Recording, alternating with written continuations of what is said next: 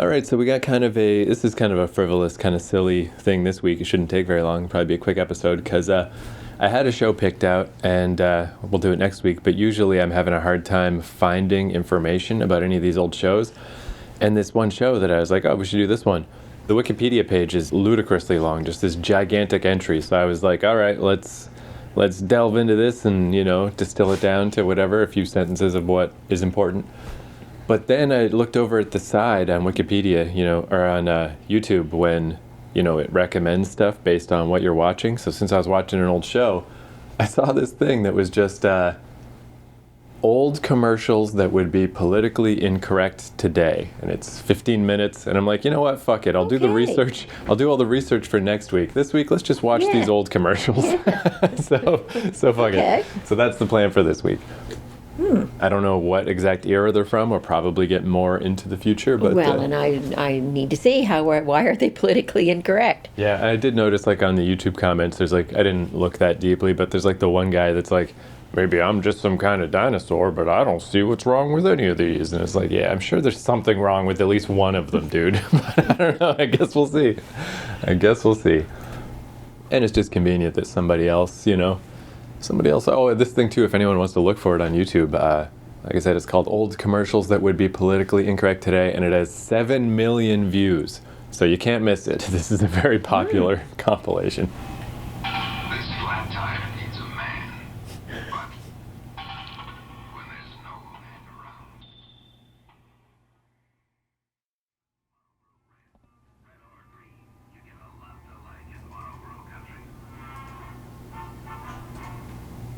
All right, so I guess those they weren't as horrible as I thought they might be. They weren't your reaction wasn't I can't believe that they do that. Yeah, I could believe that they did all of those. Yeah. So I'd say it broke down into 3 basic categories. The first one was just that, you need a man around. The very first one was just, what if your tire breaks and there's no man around? And it was a really well done commercial. This lady at night, and it's all creepy, and it's just call whatever the company was. Have a Goodyear tire. Yeah. The tire within a tire. But I got to admit, there's a certain relatability, because if that happened to me, I would be yeah, dude, I wish I had a man around to fix this. I don't know how. Yeah, and there were a whole lot of those, the man about the house. Most of them were coffee ones. The coffee ads. The little lady at home, beautifully dressed out in her dress and makeup and making coffee, and obviously the man about that. Either there's no coffee left or the coffee was gross. And they played that vapid woman thing right until the end, when you saw the lady with the photocopier. Yeah, there was the other secretary one too, where it's I got my deodorant and all the stuff you told me to get. My boss still hasn't asked me to lunch. Yeah. So it's weird too. Did you it's very much not a 9 to 5 thing, that movie that came out where women felt that they were really put upon by men, and they'd show them. Right. Who's really running the show. Did you notice too with the deodorant stick? I don't even really understand how it worked, because it just looked like it was a little glass jar with a little screw on top, and then it had the normal deodorant stuff in it. So what we have now, you twist the thing or you push it up, but I don't quite know how that worked. Yeah, I don't either. Can't say I've ever seen anything like that. It's weird too, just those little references, the lady who's yeah, I'm just an idiot secretary, but I'm still valuable. Obviously the subtext was because she was pretty, but also because now that we have this photocopier, even an idiot like me can make 7 copies an hour. But then they throw in those weird references where she puts on a plastic glove and is no need for wet chemicals anymore.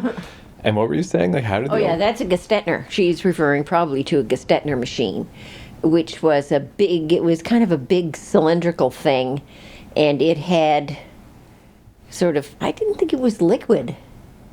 I thought it was dry powder. But anyway, it had carbon sheets with it, right. And you would roll it on the big wheel. And then you had a crank, and because I remember we had one at the school that I taught at. It was on the way out, but I used to use it all the time because you could never get the copier, and you could never get to the photocopier. Everybody was always using it.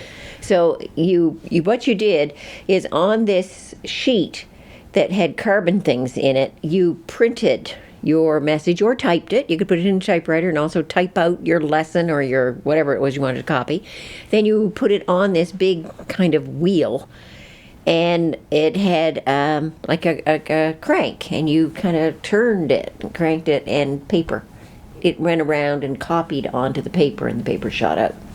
Even just I was thinking when I was a kid, like there's still stuff like even just the idea of the old, like pencil sharpener. You go up and put it in and crank the pencil sharpener. Like even that feels like a Little House on the Prairie more than it does modern day stuff.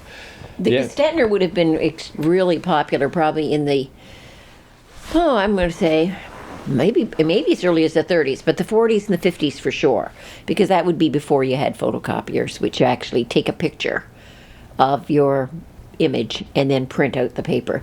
This actually didn't take a picture. It actually rolled.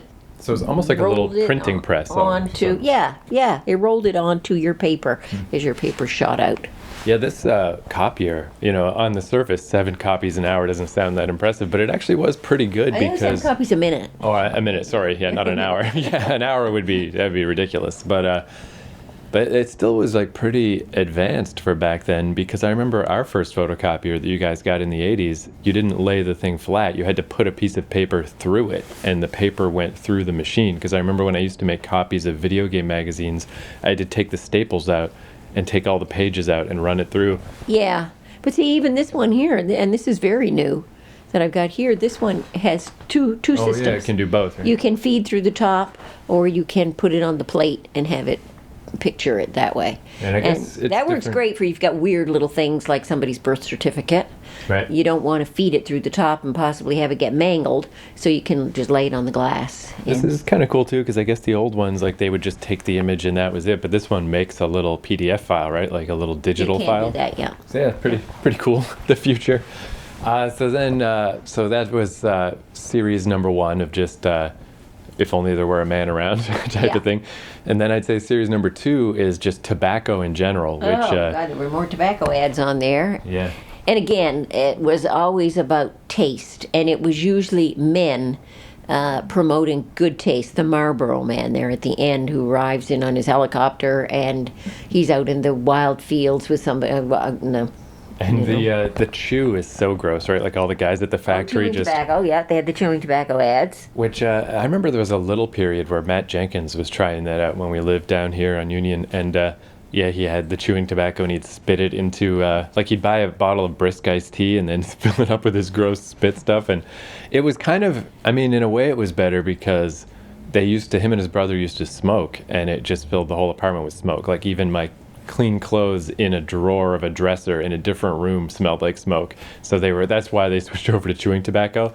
And I don't know how Dave's doing, but Matt has quit smoking, thank God, because it's just gross. Again, in the chewing tobacco ads, it was men. And they weren't just your little wimpy type men. These were he-men. These were all very good-looking men. Yeah. They're chewing their tobacco and smoking their Marlboros. And it is pretty impossible to imagine, these scenarios where it's either cowboys or guys in factories. Like, you just couldn't be the guy who doesn't smoke. It's not possible, Well, and then you had Barney and Fred Flintstone. Yeah, that was the other. Winston ads. Was there another cartoon too? There was the Flintstones, and I think there was one other cartoon one. But yeah, that was the other weird thing. It's either Man's Man or kids show cartoons. Oh, it was the cartoon moose or whatever that was, or bull. Oh, yes, the bull in the woods. Yeah, he was a little wimpy bull who couldn't properly sing the jingle. Was that chewing tobacco too, or was that? Yeah, because his voice got mild and rich, just like blah, blah, blah, chewing tobacco. And then he could do the tobacco, whatever the song was. Yeah, so yeah, real cute cartoon type things and promoting cigarettes. And of course, in the Flintstone one, not only did they promote the cigarettes, they were, of course, chit-chatting while their wives were working their buns off, mowing the lawn and beating the rugs. And instead of helping, they very chauvinist, they sneaked off to the backyard so they wouldn't have to see the work in progress, and they could have a Winston. That was the one legit funny line though, where they're like, they sure do work hard. It's tough to watch them working so hard. Let's go around back so we don't have to see them. That is at least actually a pretty funny line. And I guess with the Flintstones, by the time I was watching the Flintstones, it was just on reruns and it was a kid's show. But I know because The Simpsons was the first primetime cartoon since the Flintstones. It had been decades. So that's how I knew that the Flintstones was like less of a kid's cartoon. It was kind of for grown-ups because it was a primetime show. It like The Simpsons, it talked about adult issues. Right. So even though it was a cartoon, it was not geared just for children. It was geared for a full audience. And it oftentimes addressed issues like smoking, women working, doing all the work, men sneaking off to the Wild Buffalo Society.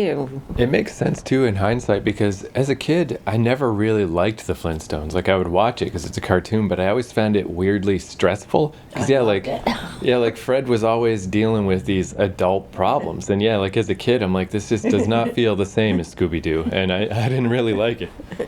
So I guess it's not as crazy for them to be advertising cigarettes, but it still feels real weird. And I think, I might be wrong, but I think that when the Flintstones aired in the 60s, it aired like at a time when adults would be watching it, and kids too. Yeah. You know, like 7 o'clock at night, that kind of stuff. It wasn't geared for just kiddie time, like 10 in the morning or, early afternoon or whatever. I think it was at that time frame that, parents would sit down and watch it with their kids.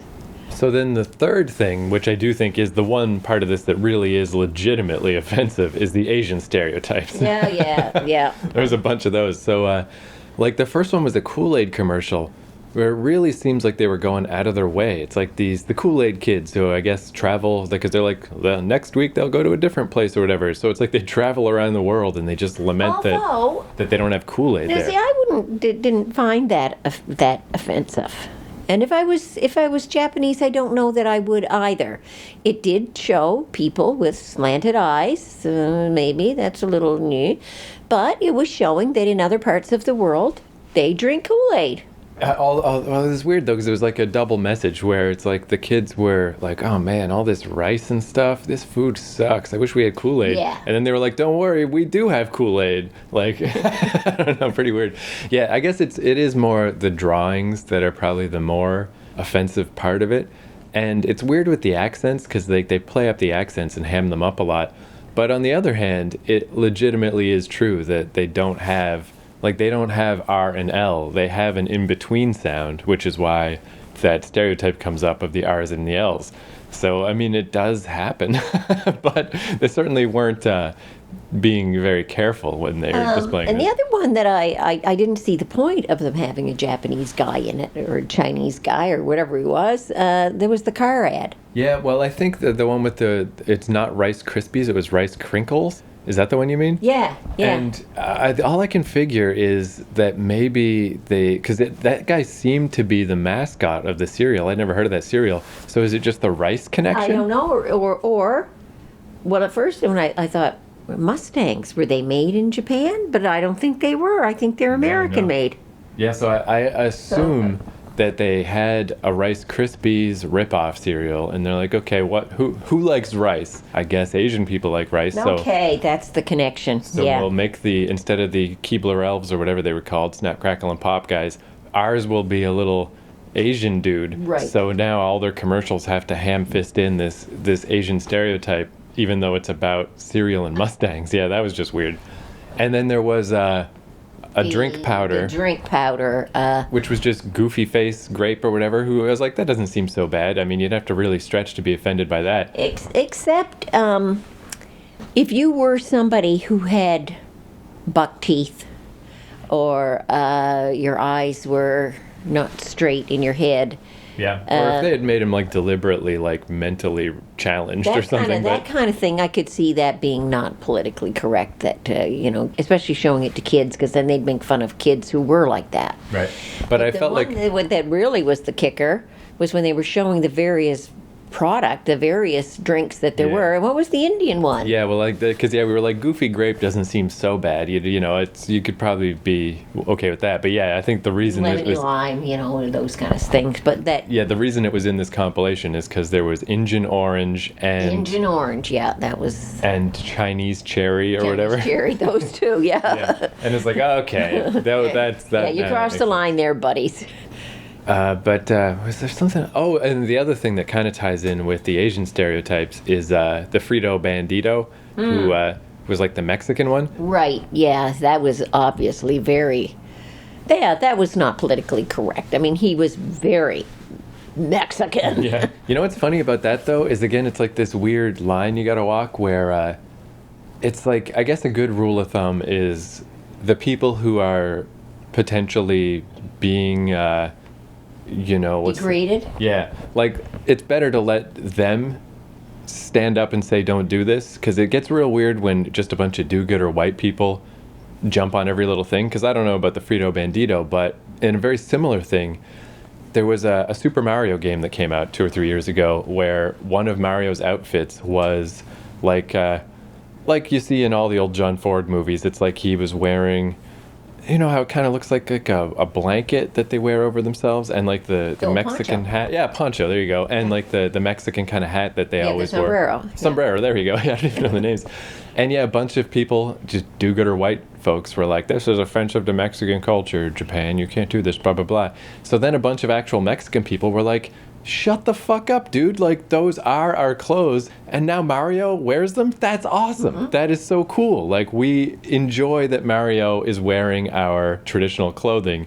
So shut the fuck up, white people. And I kind of feel that same way about that Frito ad. Yeah, well, 'cause then they brought there was up- a Mexican guy, and he is promoting Frito. Well, then Corn chips. because similar to this Frito Bandito sort of, then the thing that they brought up to follow up with this Mario situation was Speedy Gonzalez.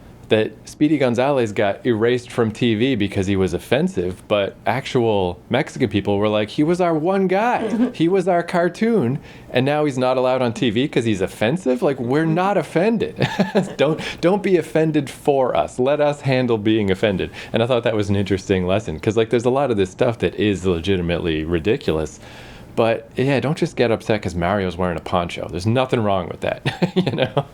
And to perhaps the Chinese caricatures in this and the Mexican ones. I mean, I didn't find them offensive at all, but then I'm not Mexican and I'm not Chinese. But they certainly made those ads more interesting. Like if you just had some little bumbling white character floating around, like those Kool-Aid kids, if that's all that was in that ad, them talking about Kool-Aid in other parts of the world, how boring would that be?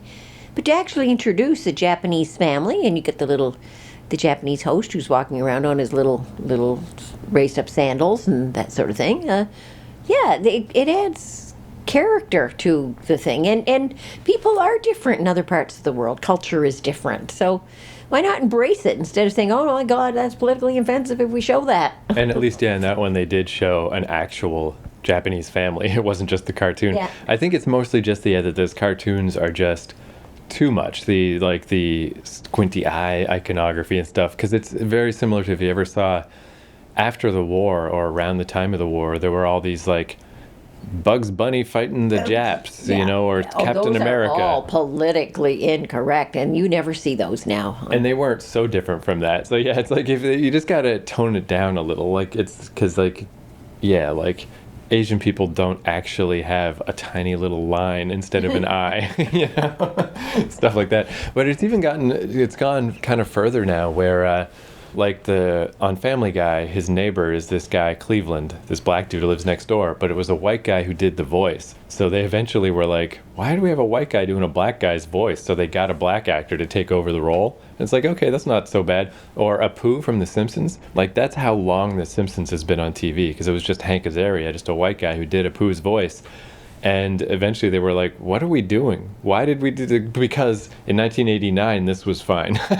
So I don't know if Apu's still on the show or if they recast him or whatever, but it is interesting to see them like just, it's not like any of that stuff was really particularly offensive. It's just we could be doing a better job at this. So they're kind of, and that's how I feel about those ads. It's like, yeah, they weren't going out of their way. It's just, yeah, they could have been a little less stereotypical, I guess. It was good though.